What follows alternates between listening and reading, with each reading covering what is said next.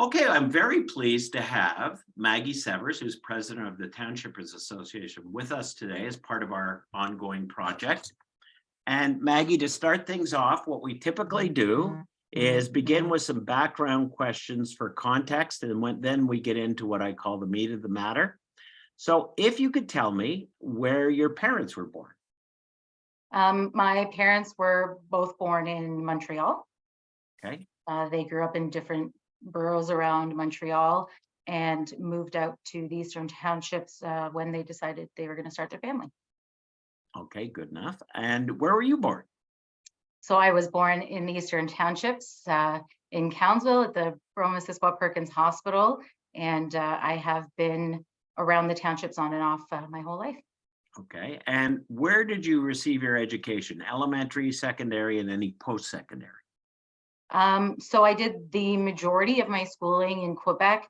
I went to Knowlton Academy for elementary school. I went to the public regional high school in Cowansville, Massey Vanier High School.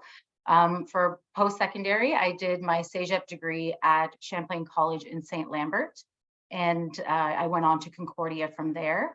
I did, however, finish up my university in Ontario. I went out there for family reasons for a couple of years and graduated from Brock University, and soon thereafter made my way back to Montreal. Okay. And what is your current occupation and any occupations you've had in the past? My current occupation, I am the executive director of Townshippers Association.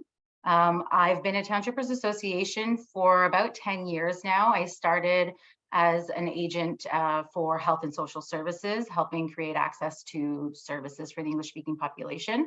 Prior to that was my first job out of university, which was at Yes Montreal in Montreal. I was very fortunate to find a posting there when I was living in Ontario, looking to facilitate a move back to Quebec. And I had a warm welcome from the crew at Yes Montreal that got me into the nonprofit world, and here I am today. Okay. And where do you live now? I still live in the Eastern Townships. I have left on a couple of occasions for family or for school, and every time I have, something's called me back. Okay, very good. And now we'll proceed to the next segment of questions. And these questions are concerning your personal experience living in Quebec today. The first question is, what is, in your estimation, the best thing about living in Quebec? That is a hard question to answer. But honestly, the culture in Quebec is what continues to bring me back. I, on two different occasions, moved to Ontario, both for family-related reasons. And the first time was when I was 14 years old. And at 14 years old, you don't appreciate what culture is or what the culture of your home province is. And it was only after living in Ontario that I realized we were a little bit different here in Quebec. So I missed that. I missed the diversity of the culture, the mix of the French and the English. I remember specifically one occasion, one of my friends at school gave me a piece of gum and I said, "Oh, merci." And she looked at me and said, "Oh, right, that means thank you in French." And it just had come out of my mouth so organically. And it was a bit of a shock to me, like, oh, right, that's not as common here for, an English speaker to just kind of switch from one language to another. And that's when I really started to recognize the beauty of Quebec and what it offers that you can't necessarily find, next door or in another province. So I think that's probably what I love most about Quebec. It feels like home. It's the mix of the culture that I'm used to and that I love. And I haven't been able to find it anywhere else. Okay, the next question people often find very difficult. I know if it was asked of me, I would certainly find it difficult. However, I'd like you to answer the question as is, and you're free afterwards to elaborate on your response in any way you see fit. So having said that, describe your relationship to Quebec in a single word.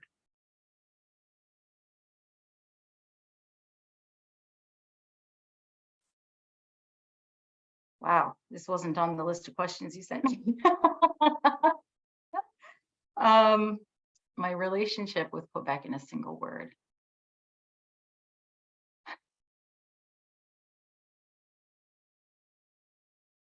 Complicated, for a lack of a better word at the moment. Fair enough. That's fair. Yeah.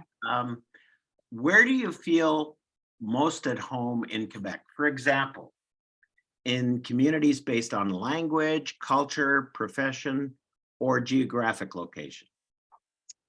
Um, I feel most comfortable based on geographic location. I mean, I was raised in the Eastern Townships, and it's, you know, it's very rural, and I quite enjoy that lifestyle. You know, I've lived in the city, and I do enjoy that as well, I must say. But there's something about the Eastern Townships and that rural environment that that is just home to me, that I really love. You know, I'll go into the city often for a lot of different reasons, and I quite enjoy my time there. But it's always very nice to come home. Now, the next question, again, people have difficulty with, especially the second part. So I'll explain a little bit before I ask the two-part question. Um, I talk about the official definition of Quebec. So people say to me, "Oh, well, official according to who?" And my answer to that is it's what you perceive or have perceived to be any official definition. It could be the federal government's definition, it could be the Quebec government's definition, it could be a definition you've seen in the media, it could be a definition from academics, it could be your peers, what you perceive to be the official definition of Quebec. So having said that, I'll ask the two-part question. How would you define a Quebecer or Quebecois or Quebecoise? And do you think the official definition in Quebec includes you?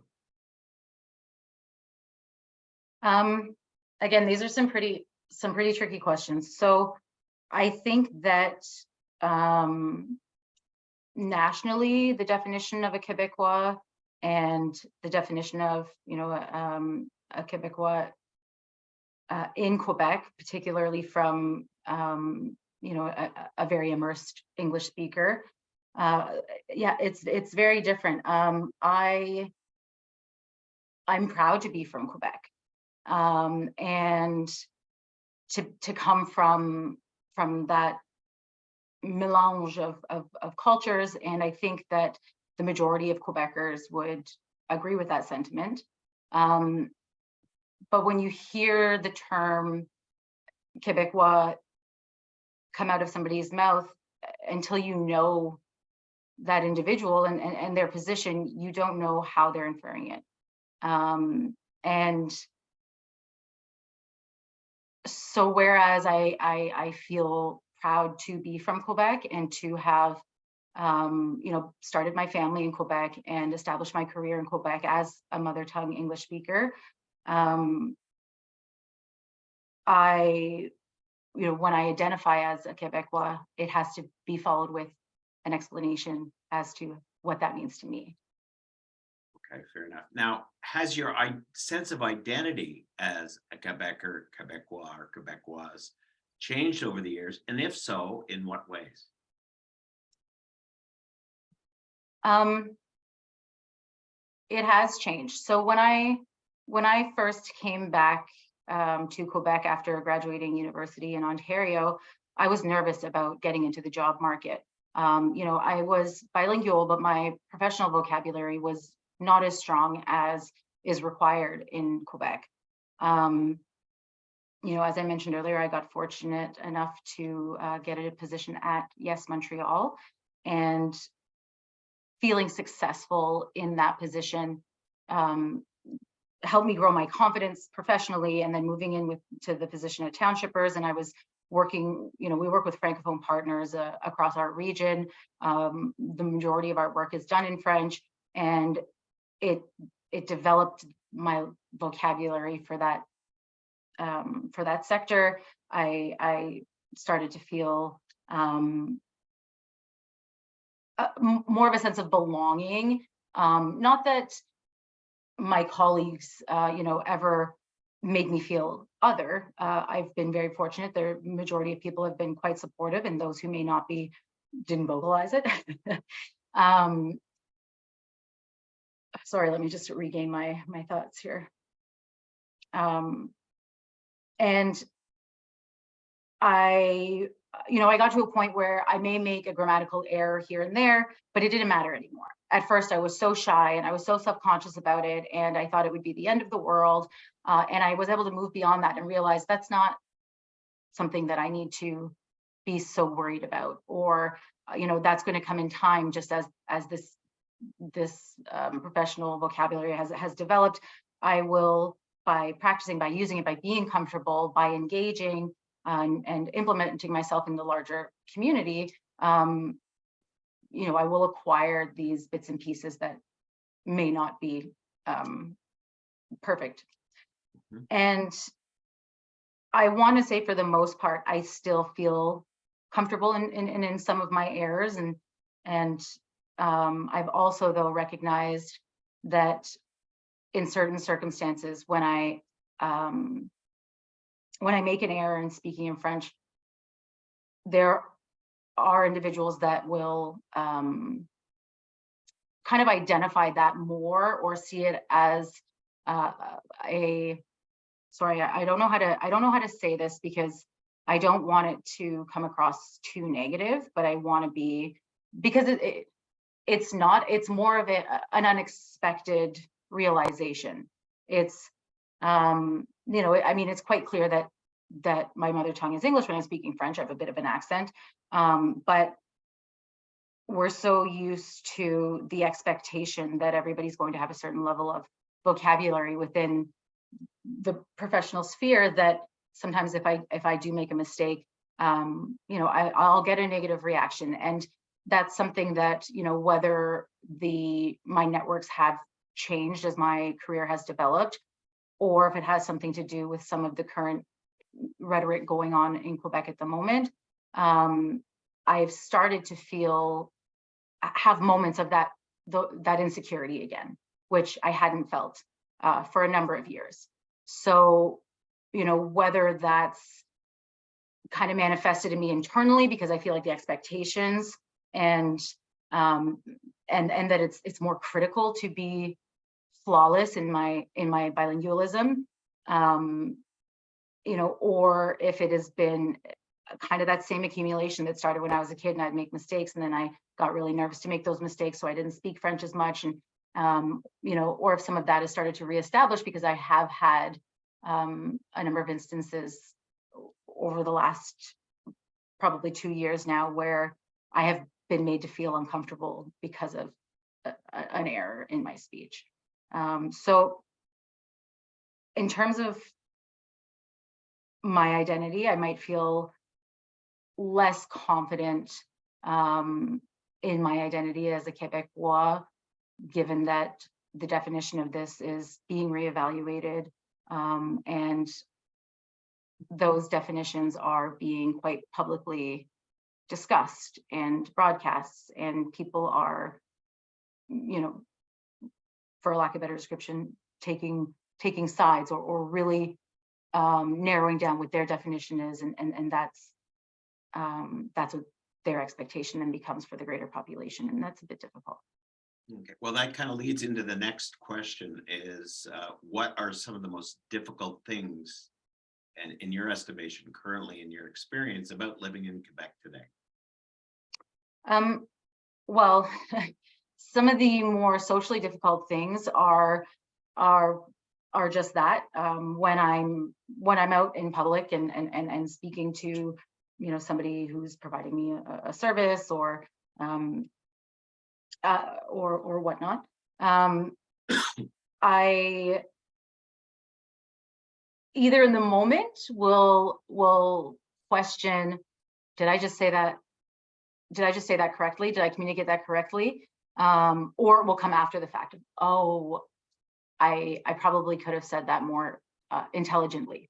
Because there's another kind of nuance that we don't really think about, is that a lot of my professional language within my sector And we know that professional languages differs greatly from sector to sector.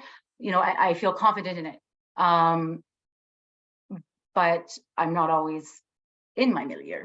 And there's also the social conversation, which is quite different from the professional conversation. And so when I started immersing myself into a more bilingual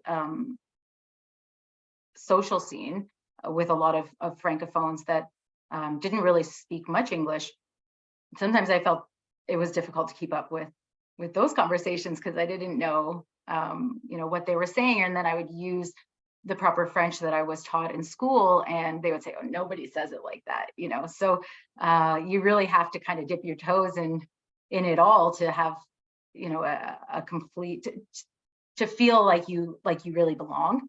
And so that's difficult because you start feeling more confident, and then you keep learning things you don't know. I don't know if I answered the question. Will you just repeat it so that if there's anything else I want? What are some of the most, in your experience and in your estimation currently, what are some of the most difficult things about living in Quebec today? Yeah. So yeah, there's the difference between the social aspect and the professional aspect of language, and then there's also in terms of accessing services can be difficult. When I've gone to the emergency room, whether for myself or for my son. I have a young son, and we were there a number of times when he was quite young, and when there's a gap in understanding in very important situations, you feel more isolated than if you've just made a mistake in a social conversation or even in a work environment, because everybody makes mistakes. But when there's something that's really important and you can't communicate your point, you feel pretty helpless. Okay. Now, the next question kind of drills down to the current zeitgeist in Quebec a little more.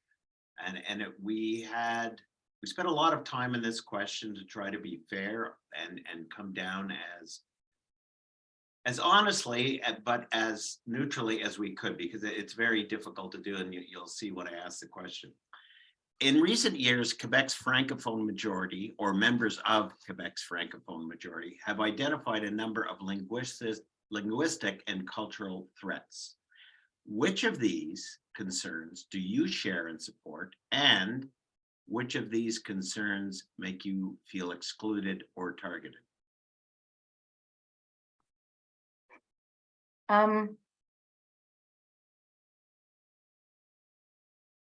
What was the last part? What was I'll repeat the whole question again. Take your time. In recent years, members of Quebec's Francophone majority have identified a number of linguistic and cultural threats. Mhm. Which of these concerns do you share and support? And secondly, which of these concerns make you feel excluded or targeted? Okay. So I may be unpopular in this opinion, but a cultural community is not defined by its language. Now, language is a part of culture. It is not the only part of culture. And I think that having the dialogue of lose the language, lose the culture is really dangerous. I think that there's nothing but opportunity and enlightenment in learning more than one language, whether it's French, English, Spanish, German, whatever it is. And so I find it really difficult to digest what's being put out there in Quebec right now, and without being able to have a real personable conversation, with any of the spearheads about it. Take away all the politics and the agendas, and to just be able to understand where that thought process is coming from, outside of all of that other stuff. Um, it's hard to not have that information. I'm the kind of person that I ask a lot of questions. I really thrive on information. I might come into a conversation with one opinion or a point of view, and it's, if information is put on the table that makes me question that, I'm absolutely going to question that. I love rethinking things that I thought I already knew. And I can't say that I completely understand, both the history, both quite far back, more recent, current reality of what a mother tongue francophone is living, because that's not my reality. Particularly when you look at Canada as a whole, boasting 2 official languages, and the lack of support that the minority French-speaking communities, have received across the rest of the country. But as I started by saying, it's difficult. It's difficult for me when language is strictly identified as, what's the word I'm looking for? It's okay. Feature of a culture. So when language is identified as, the most important feature of that culture. And that dialogue makes me feel insecure. Not necessarily for myself, because, I'm fortunate in that I am actively bilingual. I wouldn't say perfectly bilingual. I think that, I still make errors, but I am perfectly fine, to get by, to live and work in Quebec. But what it means for Quebec, my home province. I was born here, I grew up here, I, chosen to move back here on a number of occasions.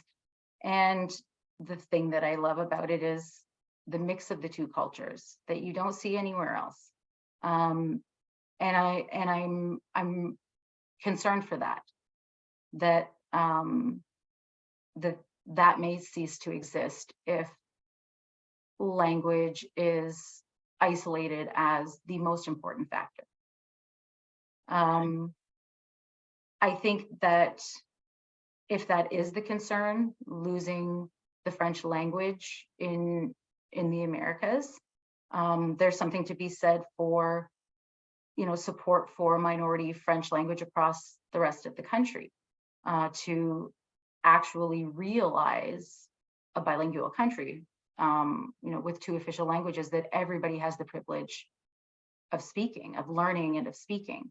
And I think, we don't always see it as a privilege because it is forced upon us, and there's so much political rhetoric around it, and there are agendas, and it comes down to numbers and to money, and it's the wrong approach to introducing somebody to a second language, because we're so fortunate to be bilingual.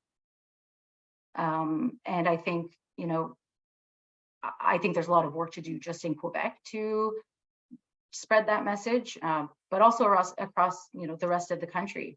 And I think making that noise, in a progressive and in a positive way that, really showcases to communities across the country that they're only going to broaden their horizons by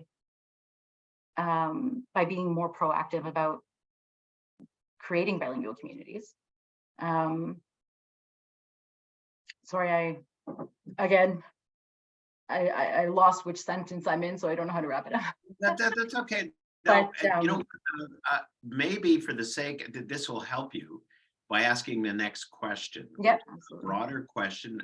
A lot of these questions approach the same subject matter from different angles. So I'll give you an opportunity to elaborate by answering the next question. Okay. What is the biggest problem facing Quebec today in your estimation? And how, in your mind, do you think it could be resolved?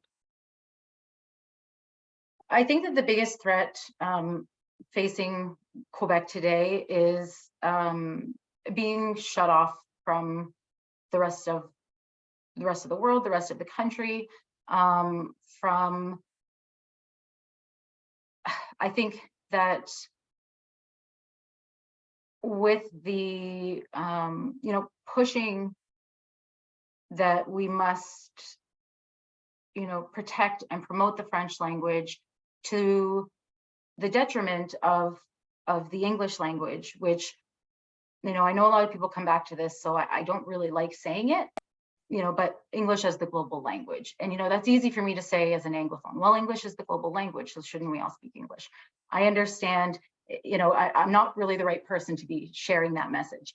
But it only opens doors for people. If we could, European countries, they're learning 3, 4, 5 languages from an early age. And there's only beauty and opportunity in learning more languages.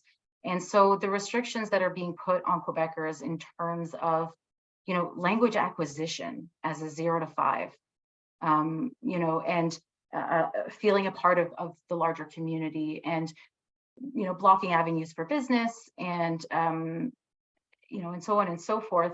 I think that that is the biggest threat to the Quebec population right now, is instead of broadening horizons, we're kind of narrowing them. Now, the next question, I'm going to go back to Guy Rogers just for a second, and I'll tell you why. In his documentary, which I will provide you a link for after this, he used a very effective visual tool to convey his message. So I'm going to use the same with his permission and his encouragement. So on a scale from 1 to 10, indicate by a show of fingers how strongly you feel that the joys of living in Quebec outweigh the challenges. If you had asked me this 5 years ago, I would have said the joys of Quebec are this, outweigh the challenges, even though there have always been, ongoing challenges for minority language communities, regardless of where you're from and what your minority language is. I think now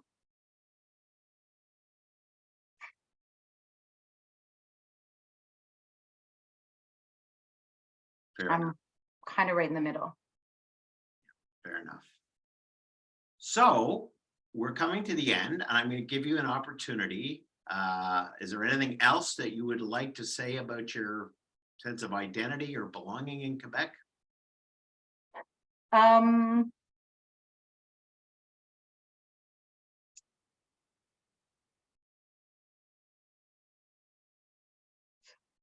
I mean,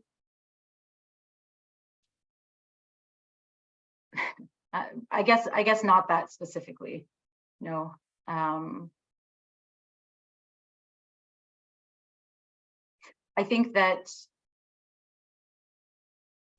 the people in Quebec have all of the ingredients that would be needed to create, a harmonious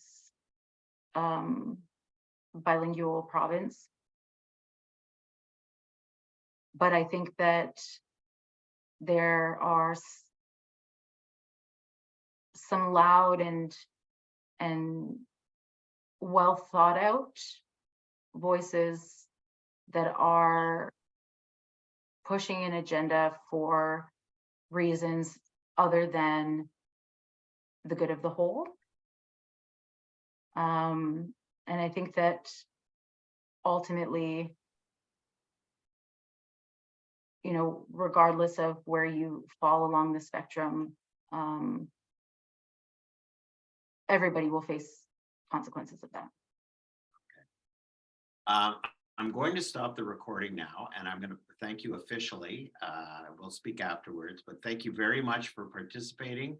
Maggie, your insights are unique. They all are unique. Everybody's got a valid story, and I thank you very much for participating. Thank you.